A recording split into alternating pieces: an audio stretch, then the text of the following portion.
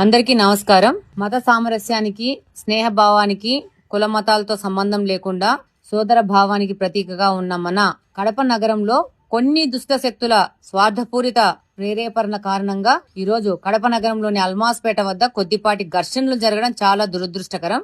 అన్ని మతాల పండుగలు, ప్రార్థనలకు నిలయమైన మన కడప నగరంలో ఎప్పుడు కూడా పరమత ద్వేషాలకు తావులేదు. భారత రాజ్యాంగం ప్రకారం ప్రతి పౌరుడు సాటి పౌరుని విశ్వాసాలను, సాంప్రదాయాలను గౌరవించాల్సిందే. కడప నగరంలో మత సామరస్యానికి, శాంతి భద్రతలకు విఘాతం కలిగించే దుష్టశక్తుల ప్రయత్నాలను మన కూటమి ప్రభుత్వం సహించే ప్రసక్తే లేదు. కడపలో సర్వమత సమ్మేళనం, సోదరభావం కొనసాగవలసిందే.